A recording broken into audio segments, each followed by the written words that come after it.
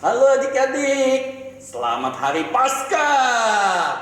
Kita telah menang, Yesus telah bangkit. Ya, hari ini kita mau menyanyikan lagu Ku Menang, Ku Menang. Kita menang atas segala dosa kita. Oke, kita mau nyanyikan lagu ini dengan penuh semangat, karena Yesus telah bangkit. Jayo!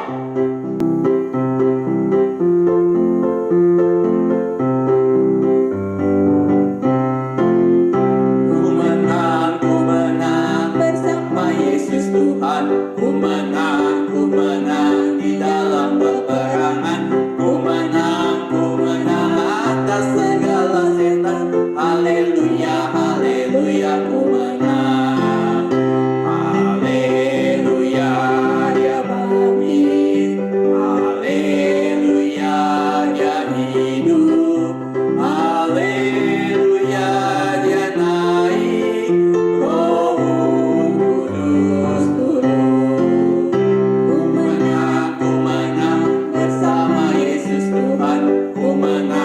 menang di dalam peperangan. Ku menang atas segala setan. Haleluya, haleluya, ku menang. Haleluya, dia bangkit. Haleluya, dia hidup. Haleluya, dia naik. Roh Kudus turun.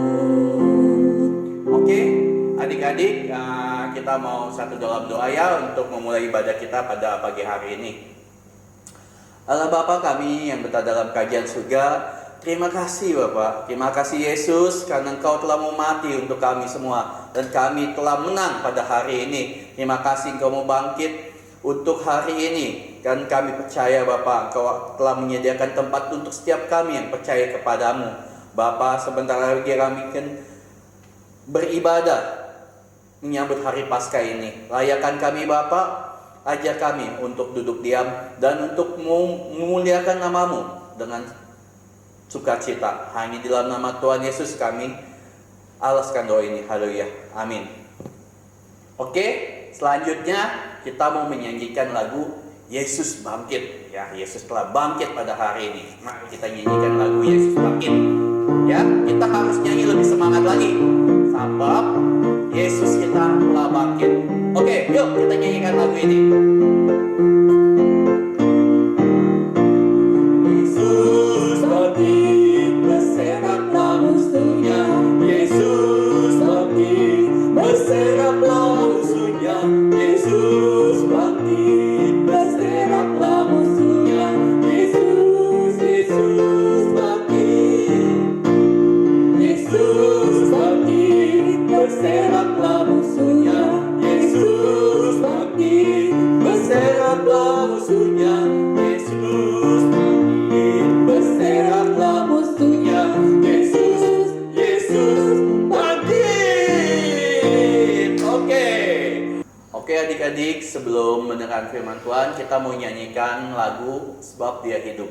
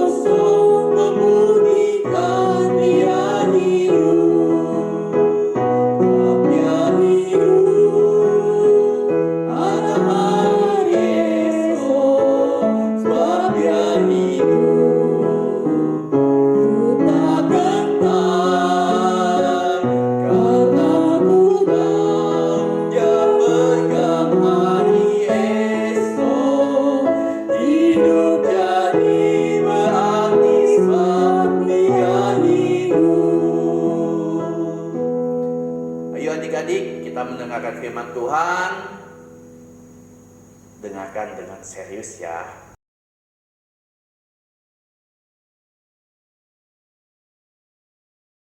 Setelah hari Sabat lewat, menjelang menyingsingnya fajar pada hari pertama minggu itu, pergilah Maria Magdalena dan Maria yang lain menengok kubur itu.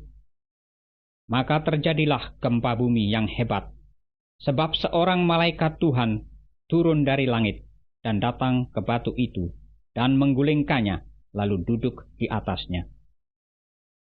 Wajahnya bagaikan kilat dan pakaiannya putih bagaikan salju. Dan penjaga-penjaga itu gentar, ketakutan, dan menjadi seperti orang-orang mati. Akan tetapi, malaikat itu berkata kepada perempuan-perempuan itu, "Janganlah kamu takut, sebab aku tahu kamu mencari Yesus yang disalibkan itu. Ia tidak ada di sini, sebab ia telah bangkit, sama seperti yang telah dikatakannya." Shalom anak-anak, kita bersyukur kita berjumpa lagi pada pagi hari ini. Setelah tadi kita menyanyikan lagu-lagu Paskah dengan semangat ya, sekarang kita mau dengarkan firman Tuhan. Sebelum kita melanjutkan dengan firman Tuhan, saya ajak anak-anak semua, saya ajak semua yang di rumah, kita berdoa lebih dahulu ya. Mari kita berdoa. Bapa yang di surga, sungguh kami bersyukur Engkau begitu mengasihi kami. Kami bersyukur Engkau yang boleh selamatkan kami dan memberi waktu, kesempatan pada minggu pagi ini untuk kami bersama-sama membaca firman Tuhan dan merenungkannya. Biarlah Engkau yang pimpin Tuhan, kami boleh setia bertumbuh di dalam firman Tuhan. Kami serahkan ya Bapa untuk firman Tuhan pada minggu hari ini, hari yang berbahagia, hari Paskah, ke dalam tangan-Mu. Di dalam nama Tuhan Yesus kami berdoa. Amin. Anak-anak, hari Jumat kita sama-sama ibadah online. Kita memperingati kesengsaraan Tuhan Yesus. Kesengsaraan Tuhan Yesus karena Dia menderita, Dia disalibkan, Dia mati, dan Dia dikuburkan. Ya. Murid-murid Tuhan Yesus sudah pernah mendengar bahwa Tuhan Yesus berkata anak manusia akan diserahkan kepada imam-imam, ahli-ahli Taurat, dan dia akan ditangkap, kemudian dianiaya, disiksa. Dan salah satu yang dipesankan Tuhan Yesus memang setelah dia mati dia akan bangkit.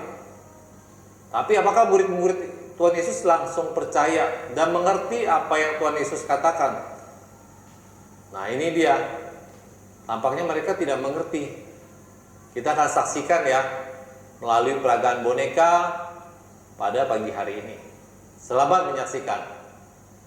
Setelah Yesus dikuburkan, imam-imam dan orang Farisi datang menghadap Pilatus untuk menyampaikan bahwa Yesus pernah berkata setelah 3 hari Yesus akan bangkit. Mereka meminta agar Pilatus menjaga kubur tersebut karena mereka berpikir murid-murid Yesus mungkin mencuri mayat Yesus. Pilatus pun menyetujui dan memberikan penjaga-penjaga untuk menjaga kubur Yesus. Sedangkan murid-murid Yesus tercerai-berai dan bersembunyi. Tetapi ada beberapa wanita yang mau meminyaki Yesus, dan setelah hari Sabat mereka bersiap untuk ke kubur Yesus. Yuk kita pergi ke kubur Yesus. Kemarin kita tidak bisa menengoknya karena hari Sabat. Ya Bu, kami siap. Kami juga siapkan rempah-rempah dan minyak mur. Ayo, segera kita berangkat. Tapi siapa yang akan menggunakan batu penutup kubur? Pasti kita saja tidak cukup kuat. Menurutku kubur itu kan dijaga tentara-tentara. Mungkin mereka bisa membantu kita. Membantu? Rasanya tidak mungkin. Malah mungkin mereka akan mengusir kita. Karena mereka ditugaskan oleh imam-imam dan mahkamah agama yang menangkap dan menyalibkan Yesus. Kita bilang saja kalau kita sekedar membawa minyak mur dan rempah-rempah untuk mayat Yesus. Baik, kita coba saja. Bagaimanapun juga, kita harus melihat Yesus. Ayo kita berangkat segera. Jangan buru-buru Maria, kita berangkat bersama-sama.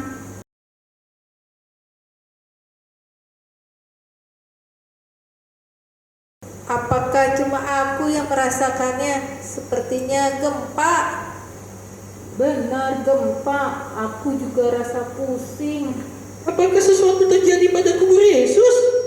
Ayo, kita berjalan lebih cepat. Wah, batunya sudah terguling. Kok bisa? Siapa kalian? Di mana mayat guruku? Iya, di mana mayat guru kami? Janganlah kamu takut. Aku tahu kalian mencari Yesus yang disalibkan. Disinilah tempat dia dibaringkan, tapi dia sudah tidak ada di sini. Bukankah dia pernah mengatakan bahwa anak manusia akan diserahkan ke tangan orang-orang berdosa, disalibkan, mati, dan akan bangkit pada hari ketiga. Ia telah bangkit dari antara orang mati dan mendahului kalian ke Galilea. Sampaikanlah pesan ini kepada Petrus dan murid-murid yang lain, agar mereka bisa bertemu dengan Yesus di Galilea. Iya benar, aku ingat guru pernah berkata bahwa ia akan bangkit. Guru bangkit! Guru bangkit! Iya, guru bangkit. Ayo kita pulang. Kita lapor kepada Petrus dan murid-murid lainnya. Aku sangat senang guru bangkit. Benar, kita semua senang. Pantas ketika kita sampai di kubur tidak ada penjaga. Mungkin ketika itu malaikat datang, terjadi gempa dan batu itu berguling. Para penjaga itu lari ketakutan. Salam bagimu. Guru, kami mencarimu. Memang benar engkau pernah berkata bahwa engkau akan bangkit. Guru. Maria, aku akan pergi. Tapi kalian kembalilah kepada saudara-saudaraku. Katakan supaya mereka berangkat ke Galilea. Di sana mereka akan melihat aku. Baik guru, baik guru. Baik guru. Sementara para wanita kembali setelah berjumpa dengan Tuhan Yesus, para penjaga yang ketakutan melaporkan kepada imam-imam. Gawat Pak Imam, sesuatu yang besar telah terjadi. Apa yang terjadi? Ceritakanlah. Begini Pak, Yesus telah bangkit. Mayatnya tidak ada di kubur. Betul Pak. Bahkan kami melihat malaikat sampai kami sangat takut seperti orang mati saja. Bagaimana mungkin ini terjadi? Begini saja. Kamu harus mengatakan bahwa murid-muridnya datang malam-malam dan mencuri mayatnya ketika kamu sedang tidur. Dan apabila hal ini kedengaran oleh wali negeri kami akan berbicara dengan dia, sehingga kamu tidak beroleh kesulitan. Baik Pak, kami akan melakukannya. Nah ini nih, uang buat kalian.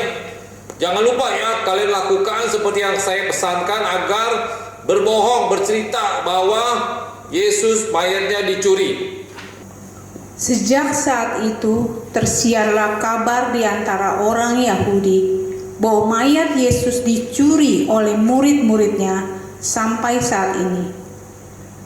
Ketika hari sudah malam pada hari pertama minggu itu, berkumpullah murid-murid Yesus di suatu tempat dengan pintu-pintu yang terkunci karena mereka takut kepada orang-orang Yahudi. Damai sejahtera bagi kamu. Itu Tuhan, itu Tuhan, itu Tuhan. Tuhan. Lihat, ini tangan dan lambungku yang tertikam. Benar, itu guru, Tuhan kita. Guru, Tuhan. Damai sejahtera bagi kamu. Sama seperti Bapa mengutus aku, demikianlah juga sekarang aku mengutus kamu. Terimalah Roh Kudus. Jikalau kamu mengampuni dosa orang, dosanya diampuni. Dan jikalau kamu menyatakan dosa orang tetap ada, dosanya tetap. Anak-anak, kalian sudah saksikan kan barusan bagaimana peragaan boneka tentang kebangkitan Tuhan Yesus. Dia menampakkan diri kepada para perempuan yang datang ke kubur untuk mereka mau meminyaki dan membawa rempah-rempah untuk Tuhan Yesus, buat mayat Tuhan Yesus. Tapi kita bersyukur bahwa ternyata mereka tidak membutuhkan itu semua karena Tuhan Yesus sudah bangkit. Dia sudah tidak ada lagi di dalam kubur. Ini adalah sebuah peristiwa yang sangat penting. Ini adalah peristiwa yang pertama, kebangkitan yang sulung. Nah, di dalam Alkitab ada nggak sih orang lain yang sudah pernah dibangkitkan dari kematian? Ada sebenarnya, yaitu Lazarus. Tapi apa yang membedakan kebangkitan Tuhan Yesus dan Lazarus? Kalau Tuhan Yesus bangkit, dia menampakkan diri dan dia naik ke surga. Kalau Lazarus bangkit bagaimana? Dia bangkit, dia hidup seperti manusia, tapi kemudian dia sebagai manusia dia mati lagi.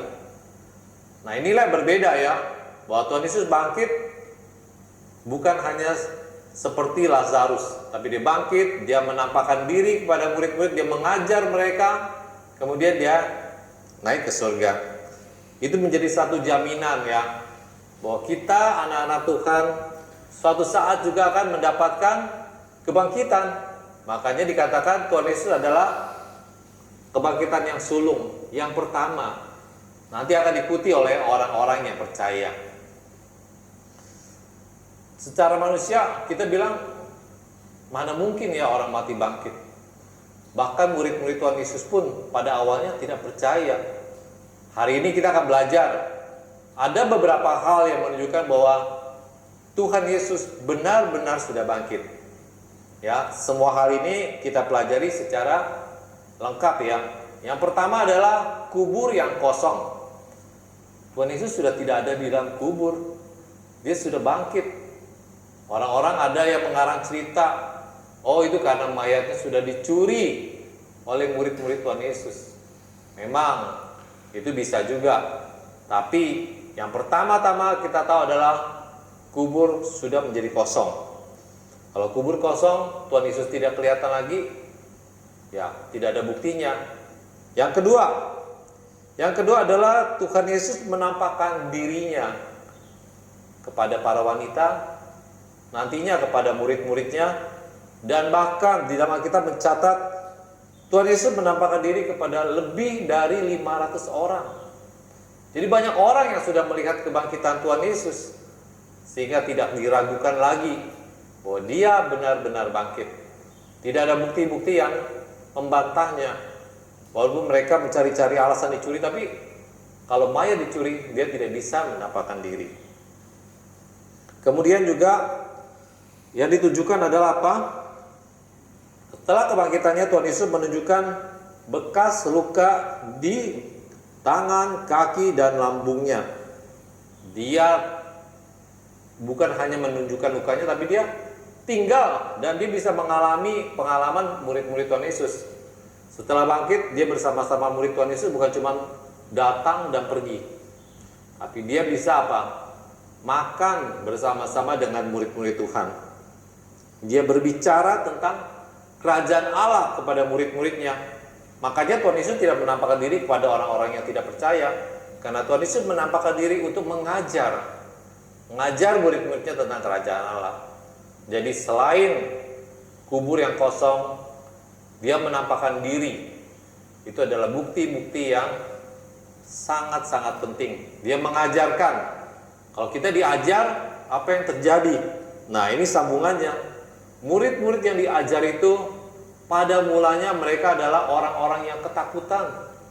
Tuhan Yesus ditangkap, jangan-jangan saya juga ditangkap. Tuhan Yesus dihukum, jangan-jangan saya juga dihukum. Murid-murid itu bersembunyi. Tapi setelah penampakan Tuhan Yesus pada mereka, dan nantinya setelah mereka mendapatkan Roh Kudus, mereka berubah dari orang-orang yang penakut menjadi orang-orang yang berani. Nah, ini adalah bukti yang tidak terbantahkan ya. Berani mati demi Tuhan. Kalau kita bohong, justru kita biasa mencari hidup, ya, supaya kita aman. Tapi murid-murid apa?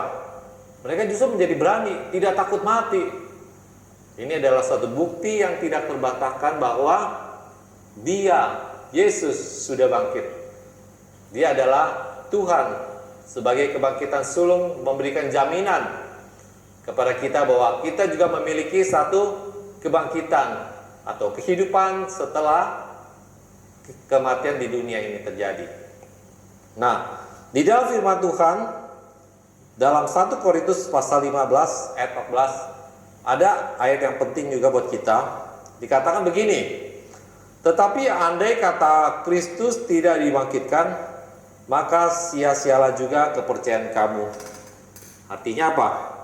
Jadi kita sebagai anak Tuhan, kita bersukacita, kita mengenal Tuhan secara lengkap.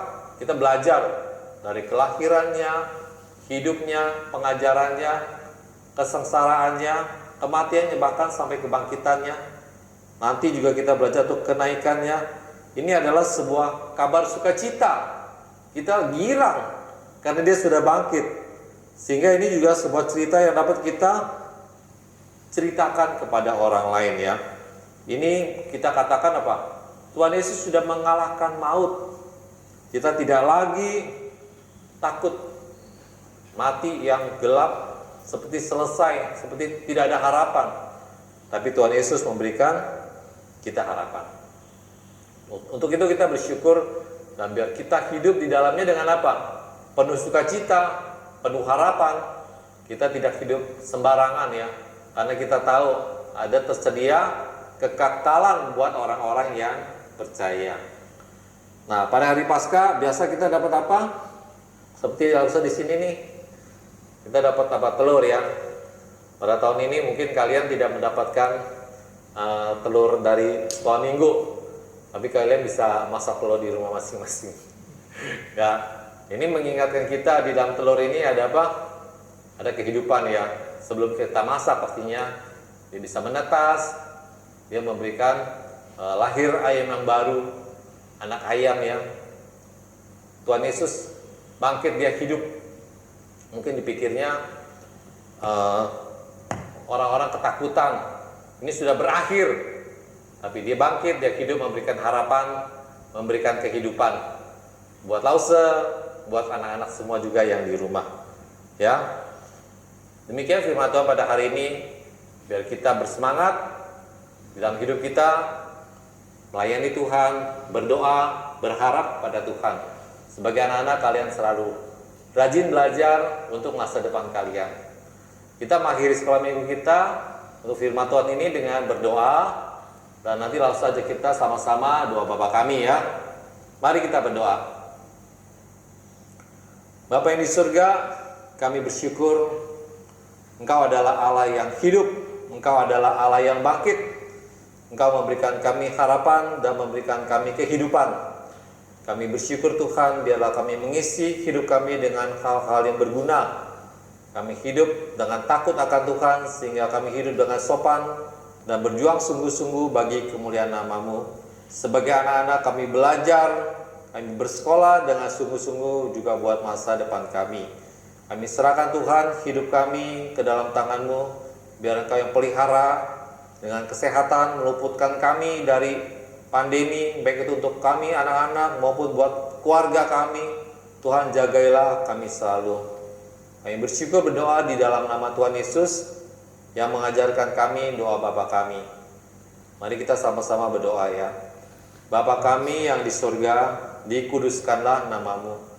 Datanglah kerajaan-Mu, jadilah kehendak-Mu di bumi seperti di surga.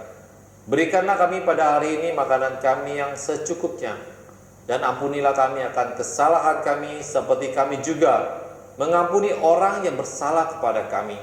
Dan janganlah membawa kami ke dalam pencobaan, tetapi lepaskanlah kami daripada yang jahat. Karena Engkaulah yang mempunyai kerajaan dan kuasa dan kemuliaan sampai selama-lamanya. Amin. Oke, demikian firman Tuhan. Lalu sekali lagi ucapkan selamat Paskah, Tuhan Yesus memberkati. Semangat. Oke adik-adik,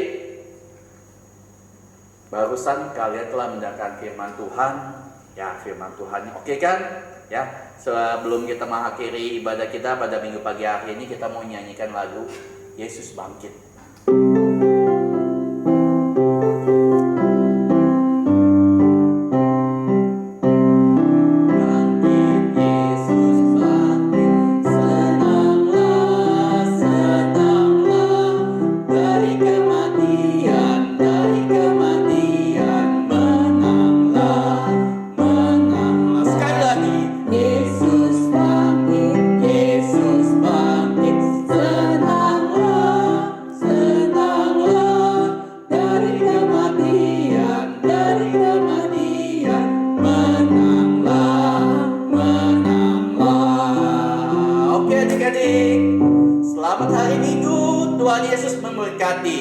Sampai jumpa minggu depan. Jangan lupa ya ibadah sekolah minggu.